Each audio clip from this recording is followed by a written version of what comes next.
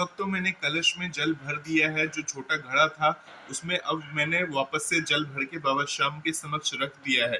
परंतु उसमें जल भरने के बाद एक और मैं आपको बता दूं कि आपको कैसे पता चलेगा कि बाबा श्याम का जल पूरी तरह से सूख चुका है आपके घड़े में से। तो उसका एक जल भरने के बाद ये दिखा। आप सभी श्याम भक्तों को जय श्री श्याम। श्याम भक्तों, मैंने एक वीडियो बनाया था जिसमें आपको बताया था गर्मियों के समय में बाबा श्याम के समक्ष कलश जल से भरा हुआ पात्र रखिए, बाबा श्याम जल को ग्रहण करते हैं। और आपको ये बताया था बाबा श्याम ऐसे जल को 5 दिन के अंदर ग्रहण करते हैं। परंतु देखिए, मैंने बाबा श्याम के समक्ष वो जल पात्र रखा था। आप सभी को वीडियो के माध्यम से बताया भी था कि किस तरह से बाबा श्याम के समक्ष वो जल पात्र रखना है और बाबा श्याम किस प्रकार से उस जल पात्र को ग्रहण करते हैं। अब क्या है कि 5 दिन हो चुके हैं, हम अपने घर के मंदिर में बैठे हुए हैं और जल पात्र आप खोल के देखेंगे और आपको मैं लाइव चमत्कार दिखाऊंगा बाबा श्याम का। ये बाबा श्याम की ये कृपा है कि बाबा श्याम ऐसी कृपा करते हैं। देखते हैं कि जो मैंने आप सभी को बताया था कि बाबा श्याम कलश से जल ग्रहण करते हैं, आप सभी ने अगर उस वीडियो को देखा होगा और उस वीडियो को देख के सही तरीके से अगर अमल किया होगा तो आपके साथ भी बाबा श्याम की ऐसे चमत्कार होंगे। आपके घर में भी बाबा श्याम जल को ग्रहण करेंगे। हो सकता है किसी का वो बाबा श्याम 3 दिन के अंदर जल ग्रहण कर ले, किसी के 2 दिन के अंदर जल ग्रहण कर ले। परंतु देखिए, जो मैं कलश लेके आया था काफी बड़ा कलश था और वो कलश मैंने पूरे विधि विधान के साथ जितना मुझे बाबा ने ज्ञान दिया उस ज्ञान के हिसाब से मैंने स्थापित किया। कलश मतलब जल पात्र था, जल से भरा हुआ एक छोटा सा घड़ा था जो बाबा श्याम के समक्ष रखा था। मैंने अक्षय तृतीया वाले दिन मैं लेके आया था उस जल पात्र को। ऐसा नहीं है कि अब बाबा श्याम का आप पात्र नहीं रख सकते, अभी भी आपके पास समय है, क्योंकि गर्मी चल रही है, गर्मी आने वाली है। तो गर्मियों के समय में बाबा श्याम के समक्ष वो पात्र आप सभी रख सकते हैं, बाबा श्याम के समक्ष रख सकते हैं। तो आपको करना क्या है, जैसे एकादशी तिथि आने वाली है, एकादशी तिथि के दिन आप वो छोटा जो घड़ा होता है वो घड़ा आप खरीद के लाएंगे बाजार से और बाबा श्याम के समक्ष वो घड़े को रख के आप 5 दिन बाद उस घड़े को खोल के देखेंगे तो जल पूरी तरह से सूख चुका होगा। तो समझ लीजिए बाबा श्याम की महिमा है, कृपा है। देखिए, धार्मिक दृष्टिकोण से देखेंगे और मन में विश्वास रखेंगे बाबा के प्रति तो बाबा कृपा करते हैं। तो चलिए, सबसे पहले मैं आपको अब वो जल पात्र दिखा रहा हूँ जो मैंने बाबा श्याम के समक्ष स्थापित किया था।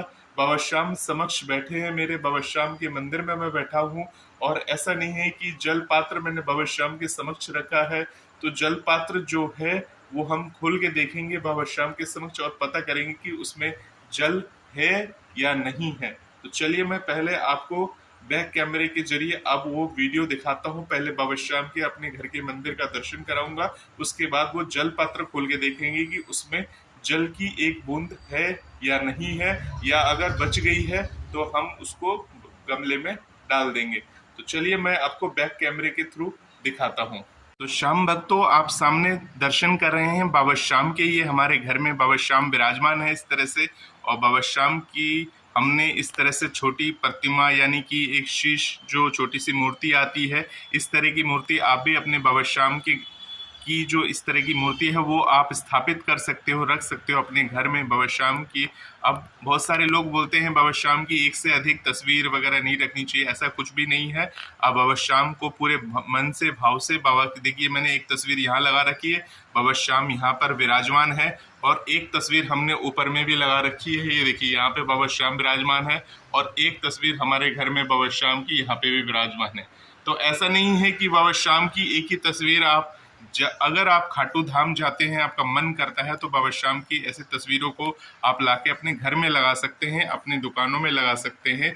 और जहां बाबा श्याम की अपूर्ण तरह से आपके ऊपर कृपा बनी रहे, श्रद्धा बनी रहे, तो बाबा श्याम आपके साथ रहते हैं। बहुत सारे लोग अंधविश्वास फैलाते हैं कि 1 फोटो रखनी चाहिए, 2 फोटो रखनी चाहिए, 3 फोटो रखनी चाहिए, घर में अगर 2 से ज़्यादा फोटो रखी तो प्रॉब्लम शुरू हो जाएगी। अरे बाबा को हम घर में स्थापित कर रहे हैं तो क्यों हमारे घर में किसी भी तरह की प्रॉब्लम होती है। वैसे हम 1 फोटो रखते हैं तो उससे हम बाबा श्याम की श्रृंगार वगैरह और सही तरीके से पूजन पठन कर लेते हैं, पूजा पाठ हम सही तरीके से कर लेते हैं। इसीलिए कहा जाता है बाबा श्याम की अगर आप सेवा आराधना करते हैं तो बाबा श्याम की उसी प्रकार से तस्वीर वगैरह को अपने घर में रखनी चाहिए। तो देखिए बाबा श्याम के समक्ष हमने ये जो आप कलश देख रहे हैं, ये जल से भरा पात्र है, इस तरह से हमने स्थापित किया था उस दिन। अगर आपने हमारा पुराना वीडियो नहीं देखा तो उस वीडियो को देख लीजिएगा। इसी कलश के ऊपर हमने इस तरह से ये बनाया था स्वास्तिक, जो हमने सिंदूर से बनाया था। अब इस स्वास्तिक का रंग आप देख सकते हैं, स्वास्तिक का रंग बदल के एकदम वाइट हो चुका है। ये हमने कलश के ऊपर बनाया था। ये जल से भरा हुआ पात्र है, घड़ा है। ये हम अक्षय तृतीया के दिन लेकर आए थे। 15 रुपए का ये जल पात्र था जो हमें मार्केट से मिला था। तो इस प्रकार से देखिए ये जल पात्र है और हमने सिंदूर से ये स्वास्तिक का चिन्ह बनाया था जो आप देख रहे हैं सामने। अब ये हल्का भी लग रहा है काफ़ी। अब हम आपको दिखाएंगे कि इसमें जल है या नहीं है, वो हम आपको इसमें दिखाने वाले हैं। तो वीडियो को लास्ट तक देखिएगा। देखिए ये ढक्कन है, ये दीपक है, दीपक रूपी ढक्कन है। अब इसके अंदर देखेंगे कि जल है या नहीं है। ये है बाबा श्याम के चमत्कारिक वीडियो है ये। आप सभी को जो मैंने बताया था वो सच हुआ या नहीं हुआ, वो अब आप खुद देखेंगे इस वीडियो के जरिए। तो देखिए अभी इसके अंदर अंधेरा सा दिख रहा है कुछ।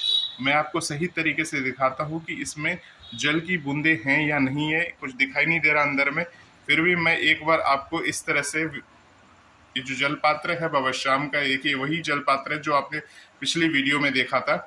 तो अब मैं आपको इस जल पात्र को बिल्कुल एकदम देखिए टेढ़ा करके आपके सामने ही करके दिखा रहा हूँ कि इसमें जल है नहीं है। बोलिए हारे के सहारे की जय। देखिए एक बूंद जल नहीं गिर रहा है इससे, मतलब जल अंदर पूरी तरह से सूख चुका है, एक बूंद नहीं है घड़े के अंदर। तो देखिए इस तरह से जो जलपात्र है इसके अंदर तो अंधेरा दिख रहा है पर इसमें कुछ भी नहीं है। देखिए ये घड़ा भी पूरी तरह से सूख चुका है। ये हमने 5 दिन पहले यानी कि अक्षय तृतीया वाले दिन इस घड़े को लगाया था और 5 दिन बाद इस घड़े से बिल्कुल पूरी तरह से पानी सूख चुका है। परंतु देखिए हम तो जानते हैं बाबा श्याम की महिमा है अपरंपार है, बाबा श्याम की कृपा अपरंपार है। जिस तरह से इस तरह के चमत्कार होते रहते हैं बाबा श्याम के, तो ये बाबा श्याम के चमत्कारिक वीडियो है। इस कलश को कैसे स्थापना करना है आप भी अपने घर में स्थापित करके देखिए। लाइव प्रमाण है ये कि बाबा श्याम हमारे जल को ग्रहण करते हैं। बाबा श्याम को भी प्यास लगती है, बाबा श्याम भी प्यासे रहते हैं और आपको बाबा श्याम को इसी तरह से जल अर्पण करना चाहिए, बाबा श्याम को जल देना चाहिए। हो सकता है आपका जल बाबा 3 दिन में या 2 दिन के अंदर बाबा श्याम जल को ग्रहण कर ले। 2 दिन के अंदर ही आपको अपने घड़े को हर 3 दिन बाद चेक करते रहिएगा। 3 दिन बाद अगर आपके घड़े में बिल्कुल जल समाप्त हो जाता है तो इस घड़े में वापस से आप जल भर के बाबा श्याम के समक्ष रख दीजिएगा, क्योंकि बाबा श्याम को भी गर्मी लगती है, बाबा श्याम को भी प्यास लगती है, बाबा श्याम को भी भूख लगती है और बाबा श्याम को भी भोग लगता है। तो ये है बाबा श्याम की महिमा और ये है बाबा श्याम के भव्य दर्शन जो आप कर रहे हैं। अब मैं इस घड़े को रख देता हूँ यहाँ पे, इसमें मैं जल भरूंगा और जल भर के बाबा श्याम के समक्ष वापस से बाबा श्याम के पास रखूंगा और फिर देखूंगा कि बाबा श्याम उस जल को ग्रहण करते हैं कि नहीं करते हैं। देखिए पूरा घड़ा मैंने जल से लबालब भर दिया था। आपने अगर पिछला वीडियो नहीं देखा तो उस वीडियो को देखेंगे कि मैंने ऊपर तक पूरा यहाँ तक जल भरा था और एक बूंद जल नहीं है अब इस घड़े के अंदर। वो जल कहाँ चला गया? ये अपने आप में एक सोचने वाली बात है कि वो जल एक बूंद भी नहीं है। और घड़े में जो हमने यहाँ पे सिंदूर से जो स्वास्तिक बनाया था, स्वास्तिक का रंग बदलकर एकदम सफ़ेद हो चुका है। ये भी अपने आप में एक बड़ी बात है जो आपने इस वीडियो के माध्यम से जाना है। जितने भी दुखी लोग हैं बाबा श्याम के समक्ष आते हैं, बाबा श्याम के दर्शन करते हैं, बाबा श्याम उनके ऊपर अपनी कृपा बनाए रखते हैं, तो बाबा श्याम पे भरोसा ही आपको जीत दिला सकती है। बाबा श्याम की महिमा का गुणगान करते रहिए। हम भक्तों मैंने कलश में जल भर दिया है। जो छोटा घड़ा था उसमें अब मैंने वापस से जल भर के बाबा श्याम के समक्ष रख दिया है। परंतु उसमें जल भरने के बाद एक और मैं आपको बता दूं कि आपको कैसे पता चलेगा कि बाबा श्याम का जल पूरी तरह से सूख चुका है आपके घड़े में से। ये जल भरने के बाद ये प्रमाण देगा, तो मैं आपको वो चीज़ दिखा देता हूँ इस वीडियो के जरिए। तो चलिए मैं कैमरे को बैक करके आपको ये दिखाता हूँ कि मैंने जब जल भर के रखा घड़े के अंदर, तो जल भरने के बाद घड़े का जो स्वरूप होता है पहले सूखा सूखा ड्राई दिख रहा था। जल भरने के बाद वो उसका कलर एकदम चेंज हो जाता है और उसके बाद कुछ स्वास्तिक का भी कलर चेंज हुआ। चलिए मैं लाइव वीडियो के जरिए आपको दिखाता हूँ। तो देखिए श्याम भक्तों, मैंने आपको थोड़ी देर पहले दिखाया था, मैंने बाबा श्याम का जो जल था वो इस घड़े में बिल्कुल पूरी तरह से सूख चुका था। अब मैंने वापस से इसमें जल भर दिया है। जल भरने के बाद देखिए घड़े का जो कलर है एकदम बिल्कुल इस तरह का, ये जल भरने के बाद ये ऐसा है, पूरा जल भरा हुआ है इसमें, तो इसीलिए ये बिल्कुल इस टाइप से कलर हो गया। अब मैंने जो स्वास्तिक बनाई थी, स्वास्तिक एकदम व्हाइट दिख रही थी आपको। अब स्वास्तिक देखिए, जो वो एकदम व्हाइट स्वास्तिक दिख रही थी, आप देख सकते हैं कि स्वास्तिक जो था एकदम कलर उसका बदल चुका है। पहले एकदम व्हाइट नजर आ रहा था ये स्वास्तिक, कुछ देर पहले जो आप वीडियो देख रहे थे आप, उसमें व्हाइट नजर आता, परंतु जल भरने के बाद ये जो स्वास्तिक आप देखेंगे बिल्कुल एकदम इस तरह से नजर आ रहा है, क्योंकि इसमें जल भर चुका है। तो अगर आपके कलश का जल पूरी तरह से सूख जाता होगा जब, तब ये पूरी तरह से व्हाइट हो जाता है। तो इससे आपको पता चल जाएगा कि अब आपके कलश का जल पूरी तरह से बाबा ग्रहण कर चुके हैं, ले चुके हैं। तो ये स्वास्तिक एक तरह से इस तरह से आपको इशारा भी देती है। देखिए ये YouTube के ऊपर अपने आप में पहला चमत्कारिक वीडियो है जो बाबा श्याम ने हमें प्रेरणा दी है, और हमने आपको इसके माध्यम से आपको ये बताया है। तो ये स्वास्तिक से एक हमें और प्रमाण पता चला कि जब हम जल भर देते हैं बाबा श्याम का, तो जल भरने के समय घड़े को नहीं धोना है, क्योंकि इस पे हमने स्वास्तिक बना रखा है। जल घड़े को धोगे तो ये स्वास्तिक जो होगा ये मिट जाएगा। पहली बार भर चुके थे, अब हमने दूसरी बार भरा है जल। अब इससे हमें ये प्रमाण मिला, तो इससे हमें ये पता चल गया।